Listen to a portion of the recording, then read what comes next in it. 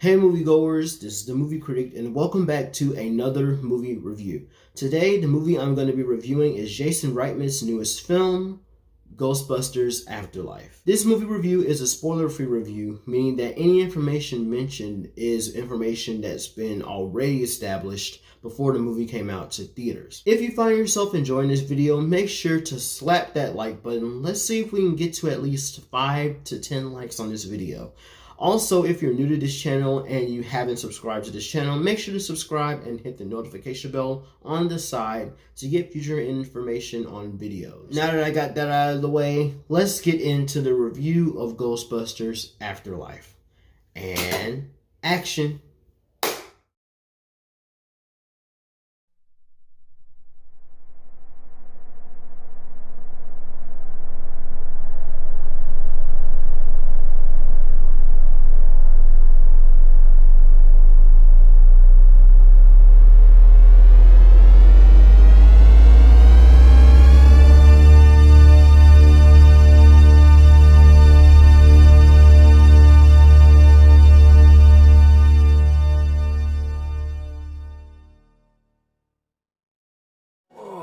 Killer replica. A replica of what? A ghost trap? After being evicted from their apartment, a mother and her 2 children move into a creepy farmhouse left by the mother's recently deceased father in a nearly deserted town. The youngest sibling, Phoebe, who is smart as a whip, uncovers a family secret. Egon Spengler, one of the original Ghostbusters, is her grandfather, and for years he was preparing for what could possibly be the end of the world. With the help of Phoebe's older brother named Travis and a few more allies, the troop bands together in hopes of finishing what Egon sadly could not. Ghostbusters Afterlife is directed by Jason Reitman, son of Ivan Reitman, who is the original creator of the Ghostbusters series. With his father as the producer and his eyes and ears on set, Jason hoped to make a story that justified the original series that is loved by his father and many others. Did he succeed? I believe so. Saying that, let's get into the things that I liked about the film.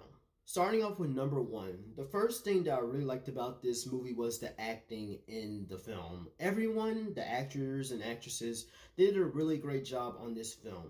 But to me, the person that stole the show for this movie was the person that played Phoebe in the film. McKenna Grace, I believe that's her name. She did a fantastic job as the main protagonist, and I'm glad that Jason went this route. Her playing a really smart, a very mature and intellectual middle schooler, she really had really solid acting performances throughout the film, and I just really love it. Another person that I think did a really great job in the film is the character who played Phoebe's friend, Podcast. He was very energetic and he brought a sense of wonder every time they stumbled into a new area, and he was kind of how the audience probably would react if they were there in that place. He was a very great actor and very energetic, as I said. Also, another person that I just want to commend for their job in the movie is Paul Rudd. And, well, he's Paul Rudd. Of course he's going to do good in any movie that he's in. He's so charismatic and just humorous. He doesn't even have to try to be funny. He's Paul Rudd, and that's why we love him. One person that I'd say I was kind of disappointed by was Finn Wolfhard, who played Travis in the film. Hey, remember that one summer we died under a table?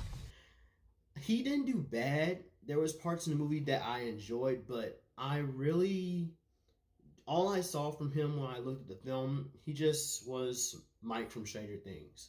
He wasn't anything new, but yeah, I just got Mike from Stranger Things from him. It's not that he did bad, I just expected more.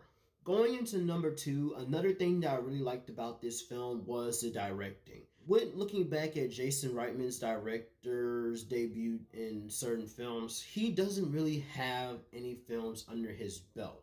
Most of his films are basically drama heavy, so to take on a task of making a film for a franchise that hasn't had a film in 32 years,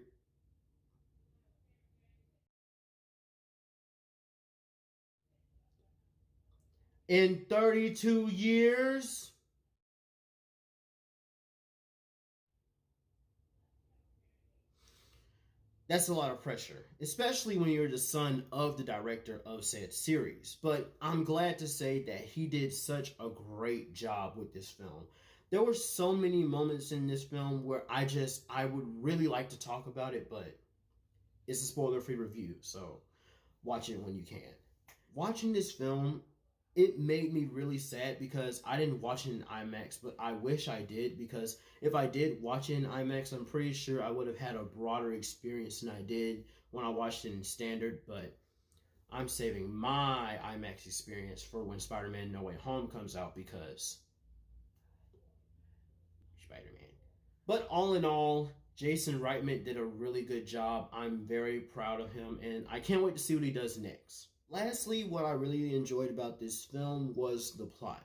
This movie was dedicated to Harold Ramis, who is the actor who played Egon in the OG Ghostbusters films. Sadly, he died in 2014 due to a disease, and the movie does a great job in handling his death. In the film, Egon died to a series of events, and according to Travis and Phoebe, they never knew of their grandfather nor of his legacy as a Ghostbuster. Seeing the way the two siblings discover who their grandfather is, I couldn't help but smile at it all. When it comes to the conflict of the film, I thought it was executed well enough. The concept of a family going through the remaining pieces of a dead family member's life just to unravel a secret and threat bigger than them is fascinating in itself. So to put the Ghostbusters lore into the mix is just the icing on the cake.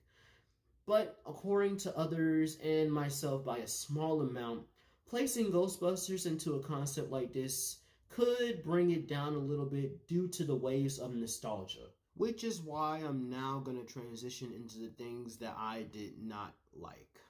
The only thing that I didn't like about this movie is that due to the name Ghostbusters, of course there would be callbacks to the original film. I mean, it's inevitable. It was bound to happen.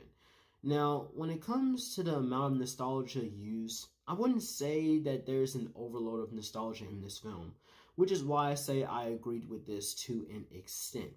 The certain callbacks that are used in this movie either moved the plot along or it was there as fan service.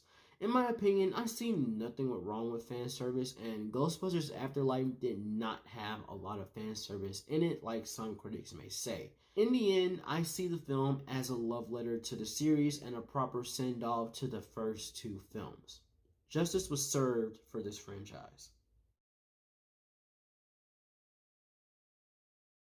Ghostbusters Afterlife is a love letter to a franchise that is long overdue and pays homage to one of the original characters in an innovative way. With strong acting and directing choices, the film was great to watch on the eyes. In a lot of ways, Ghostbusters Afterlife is like a passing the torch type of film, as the creator of the series is passing off his franchise to his son, who did a marvelous job in showing Ghostbusters to a new generation of fans, while also having things for older fans as well. While it might have some waves of nostalgia, it doesn't overbear the movie in any way.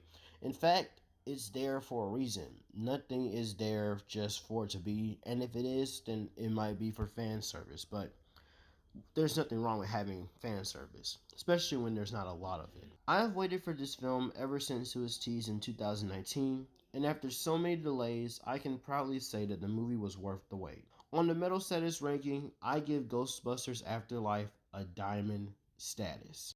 I think this is the shortest movie review I have ever done on this channel. I actually am proud of it. I'm proud of this accomplishment. I think I did really good. Wow. I can't believe it. I know that I've been really long and lengthy with my reviews, especially with the recent one with Tick Tick Boom, but in the comments there was one comment that said that I should use a script. And shout out to Nerdy, who was the person that commented.